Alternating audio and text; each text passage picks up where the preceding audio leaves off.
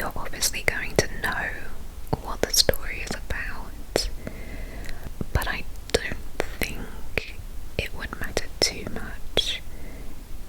I don't feel like it's a spoiler to know what the case is before you watch the film, in my opinion. I feel like you could know all about the case before watching the film and still really enjoy the movie, because I feel like it's very different. Me just sitting here telling you about a story about a case, as opposed to watching it play out in story format. But I'm not sure. I suppose that's down to you to decide whether you want to watch the movie first and come back to this video, or vice versa. So today we're going to be talking about the real Erin Brockovich and her case against PG&E. As someone who's not even a lawyer, it's incredible. So Erin was born Erin Patty on June 22nd, 1960 in Lawrence, Kansas, to father Frank, who worked as an industrial engineer, and her mother Betty Jo, who was a journalist. But Erin's early life wasn't especially easy. She struggled in school, not because she lacked intelligence, but because she had dyslexia, and back in those days it wasn't really recognised as much as it is now, and so she had to struggle with her reading and writing, which took a lot more effort and patience on her behalf, and it was hard for her. She wasn't seen as academic and wasn't expected to follow a traditional path, and for a long time she didn't. As she grew older, she tried different vocations. She entered beauty pageants for a while and actually won the title of Miss Pacific Coast. She went on to work as a management trainee, including at companies like Kmart. So she always worked, but she didn't have a career per se, which I think that's most people, right? Most people don't have a career, they just have a job. And this was Erin's life too. Erin eventually got married to a man named Sean Brown, and they had 2 children together, Matthew and Katie. But they ended up getting divorced, and she later married again to Stephen Brockovich, which is where her name comes from. And then they had a child together called Elizabeth, but she was often called Beth. But unfortunately that marriage also came to an end. So by the early 1990s, Erin was a single mum of 3, living in California, really struggling financially. There was instability and uncertainty and a lot of stress in her life, and it was an ongoing strain. She's constantly dealing with bills, childcare, housework, and working all by herself. And then, just to top it all off, Erin ended up in a car accident where she was injured, and so she sought legal help, and her case got took on by a lawyer named Ed Masry. But unfortunately, the outcome wasn't what she hoped for. She lost her case, and that's obviously extremely frustrating for a single mum who's been injured. She's trying to pay the bills, and everything's just kind of getting more and more difficult for her. So Erin basically said to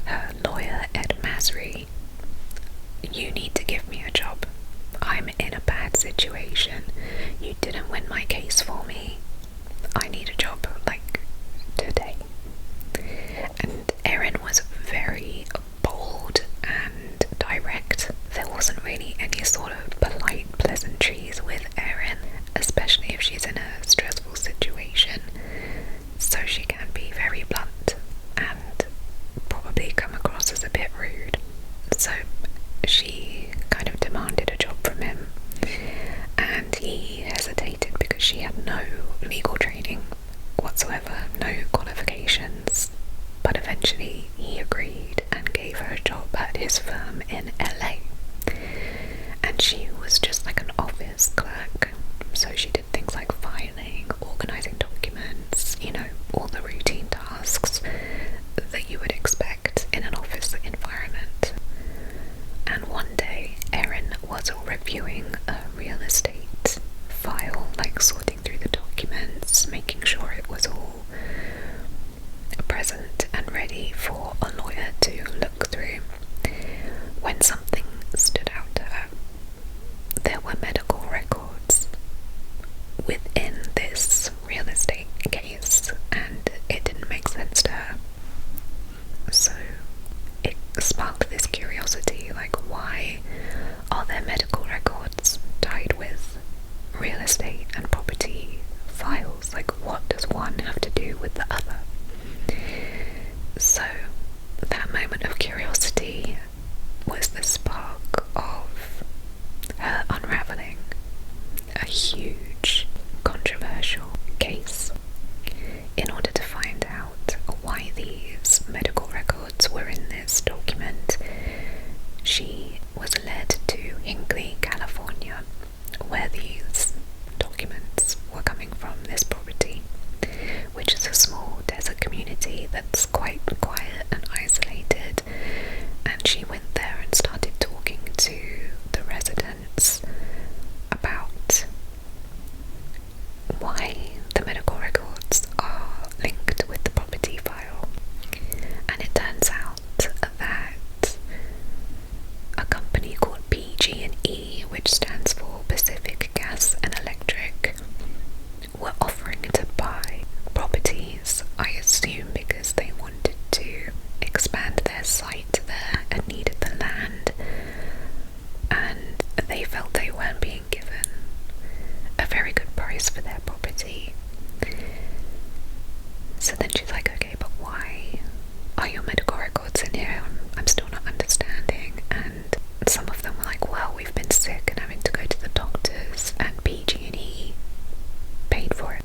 And she's like, wow, that's generous. Why would they do that? Do you like work for them or something? They were like, no, they just offered to pay.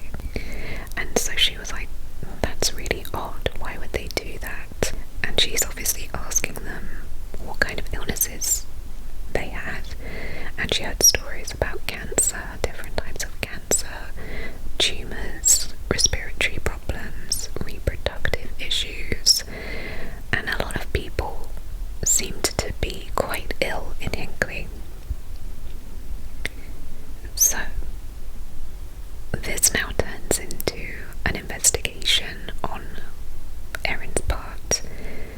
She's collecting all this information and she's very suspicious as to why this huge company, I think it's worth billions of dollars, is paying for people's medical bills when they don't even work for the company. And so she started spending more time with these residents at Hinckley, asking more questions, and she was very friendly with the residents at Hinckley. They really liked her. They found that she was very good at listening, that she was warm and very caring and really wanted to learn about their situations. And so, even though Erin can be very blunt and bold, she can also be very kind-hearted and warm and relatable. And so people warmed up to her and, you know, told her more about what they were going through. But this obviously took time. So what she ended up finding out was that PG&E used a chemical called chromium to clean up their cooling systems. It's like a chemical that prevents rust. And they had told the residents of Hinckley about this chemical, but they were telling them that it was chromium-3 they were using, which is the safe type of chromium. As far as we know, it doesn't have any bad side were to ingest it or let it touch your skin. But it turns out PG&E lied about that. In fact, they were using chromium-6, which also goes by hexavalent chromium. And this type of chromium is not safe. And they weren't disposing of it properly after using it to clean their cooling systems. The wastewater with the hexavalent chromium in it was placed into these big ponds on the property, but those ponds were not lined, which meant that over time that water was seeping into the ground and mixing with the groundwater, which would eventually become the residents' drinking water.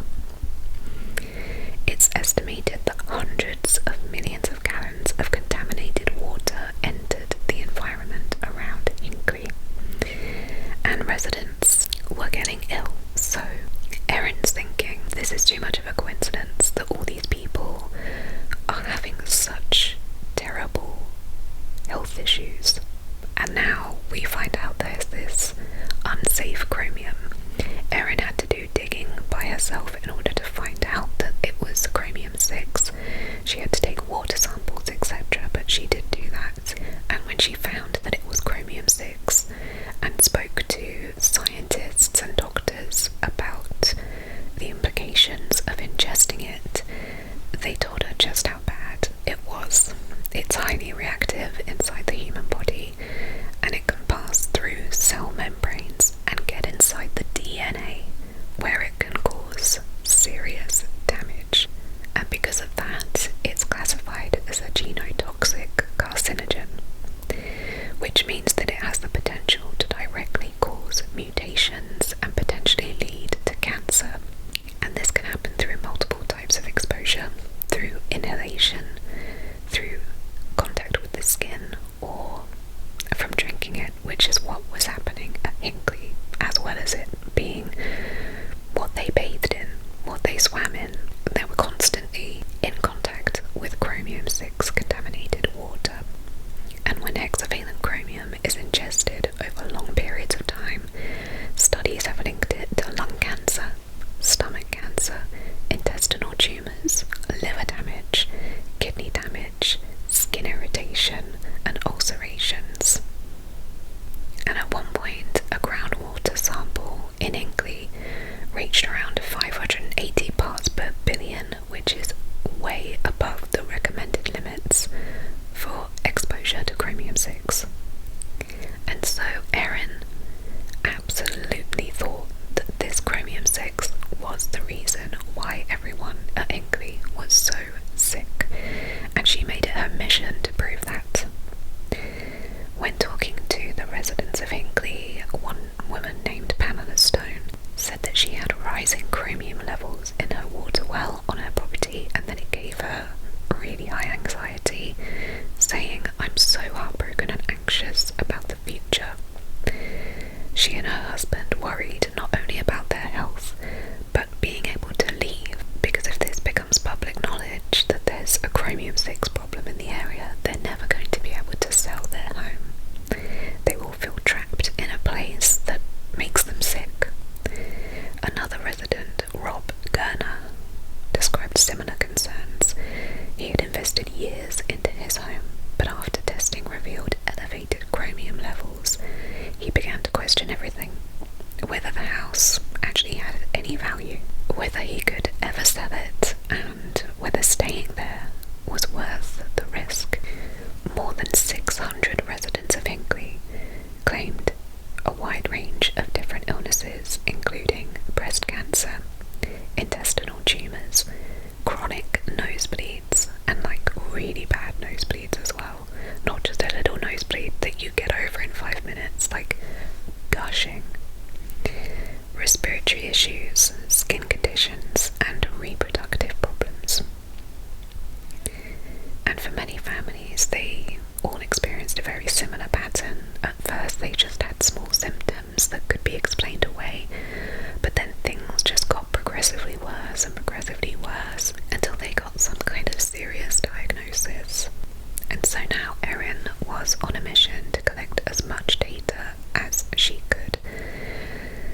She looked through all the residents' medical files and built connections with them all, gaining their trust, making sure they didn't feel ignored, and that they were in good hands because they're obviously very cautious and skeptical about all of this, because up until this point, they believed that PG&E had told them that the chromium couldn't do anything to them.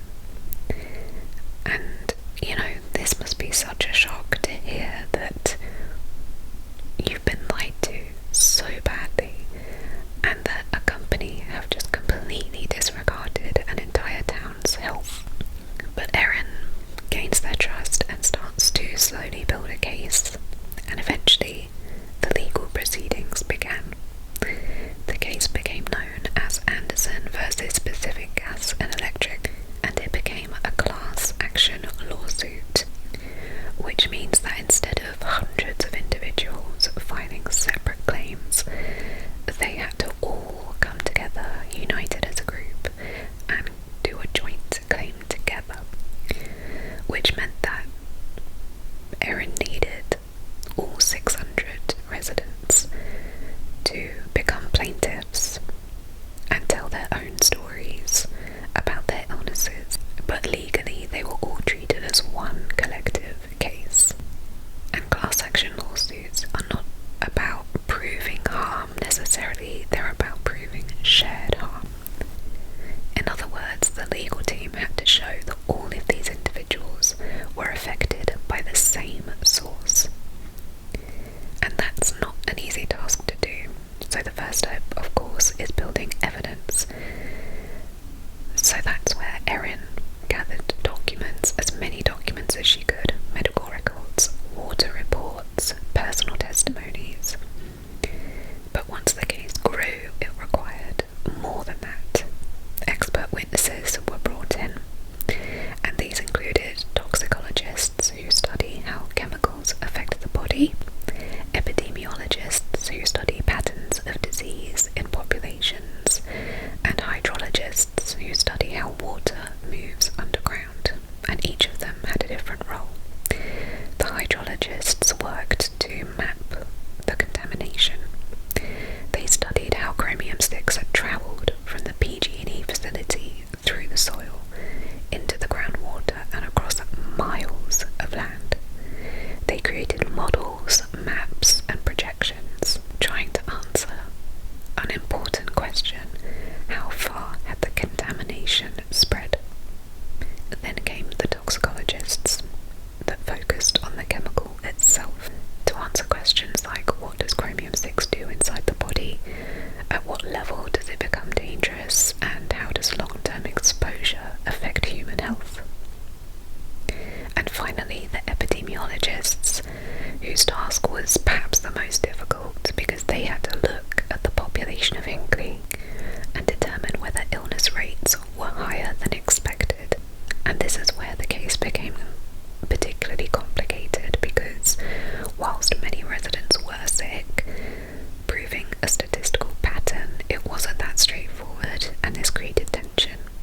On one side, there were all these personal stories, very emotional, very real, and on the other there was scientific uncertainty, and the legal system had to navigate between the two.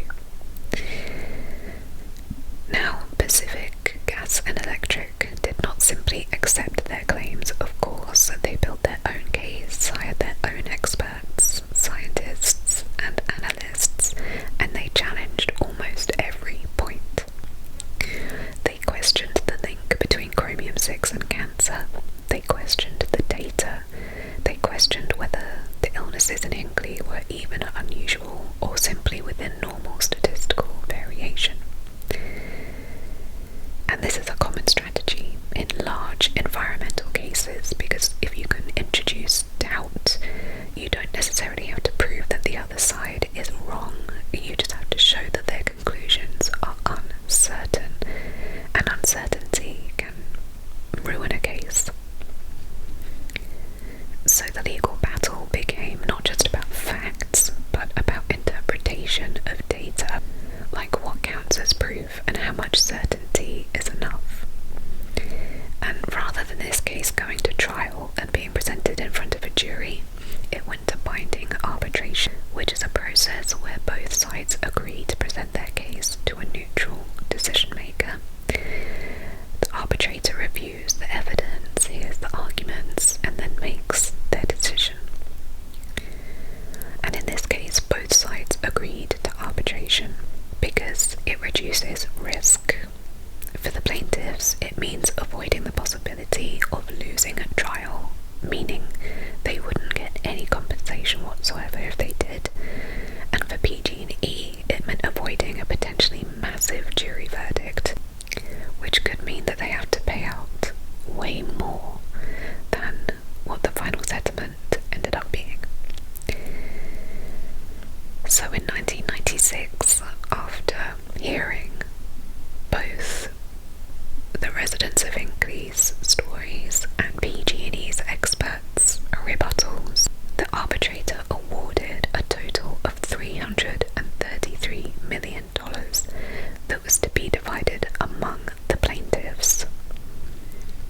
So divided among the residents of Hinkley, so they won their case against a huge corporation. And this was a huge win for Ed Masry, the lawyer, because he was, just like a regular firm. He wasn't this massive law firm that had money at his disposal. This was a big deal for him, and it took a lot of investment on his part in order to even carry this case through. So when they won, the $333 million got split among the plaintiffs, but not equally. Apparently it got split based on factors like severity of illness, how long they'd been exposed to chromium, medical evidence. So some families got a larger amount and some got smaller amounts, but they all received something. And while the number itself sounds enormous, obviously when you divide it between hundreds of people and then you take legal fees into account, is it still enough, considering the illnesses these people are dealing with? Because the law firm took, I believe, around 40% of the winnings, because they were working on contingency, meaning that if they didn't win, they wouldn't even charge a fee for it, even though they've done so much work.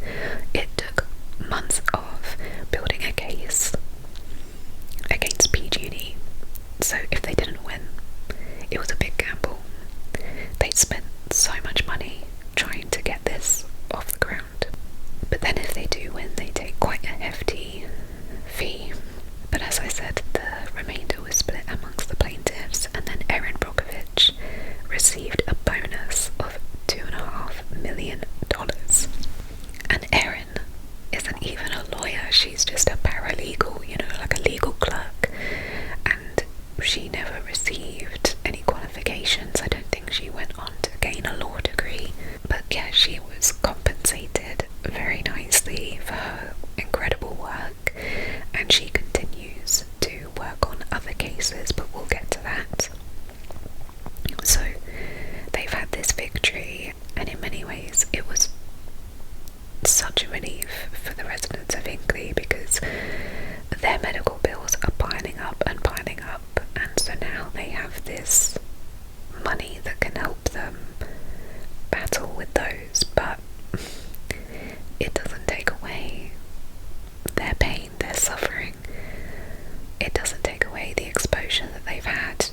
It doesn't take away just how long they might be impacted by this. I mean, some of them, if not most of them, will be impacted by this for the rest of their lives, which is unbelievable. Like, I cannot, I mean, I can believe it, but I wish I didn't have to believe that a corporation would do something like this, knowingly put people at risk. That's just so inhumane. It really is. But of course, this win doesn't change the fact that Hinkley is unsafe. It's been contaminated for God knows how long, and it would take decades to try and remove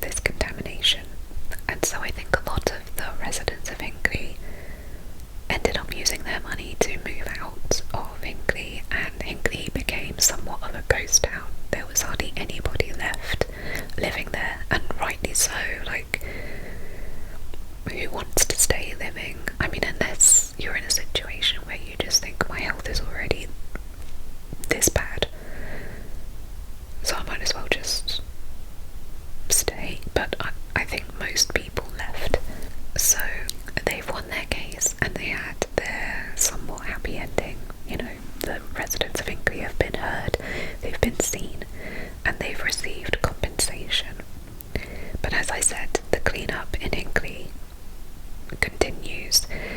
The plume stretched miles beneath the surface and has required decades of monitoring and cleanup. It travelled at least 8 miles long and several miles wide, where the water is still being treated, still being watched and monitored. And PG&E continues to fund those efforts under orders from environmental authorities. But ultimately this, is a positive, I think, in terms of a large corporation like PG&E, who has vast resources. They are able to spend money on the best legal team, on the best scientific consultants, and yet, a group of residents from a town, with the help of a small law firm, were able to challenge that power, take it on, and have a victory. Because Erin Brockovich was diligent, determined, and really wanted justice to be done for the residents of Hinkley. And because of her determination and her drive for justice, they managed to win a case against a huge corporation. That's quite something. But once Erin got her bonus after this case, and she became a big name, to the point where a movie is being made about her, some of Erin's past relationships cropped up. There were reports that George Haddaby, who was the man in the film, her boyfriend George, and he became an ex in real life, filed legal claims against her just to try and get money out of her. And then her ex-husband Sean Brown did the same thing. Which must have been so frustrating for her, to go through all this trouble, all this hard work, to be rewarded for it. And then immediately you've got exes on your case trying to take your money from you. Just unbelievable. And after all this publicity for Erin, she moved on to environmental advocacy and worked on other contamination cases. She spoke publicly about water safety, corporate responsibility, and community health, and continues to work on those sorts of cases today. I think she found her calling through all of this. And so this story isn't just about the inhumane deception from PG&E and how these residents were just treated awfully and dismissed for so long, but it's also about a woman who essentially came from nothing. She was a single mum of 3. She didn't have any qualifications, and yet she was like a dog with a bone. Once she realised that there was a secret here that needed to come out, she would not give up, and that determination ended up achieving a historic settlement. And it's also about community coming together when something unjust is happening. And during these times, I think we need to hear more and more stories like that if we can. So honestly, please, please, please go and watch Erin Brockovich. If you've never seen it, you are in for an absolute treat. And if you have seen it and it's been a while, watch it again. It's so brilliant. It really is. It's one of my favourite movies, actually. When I think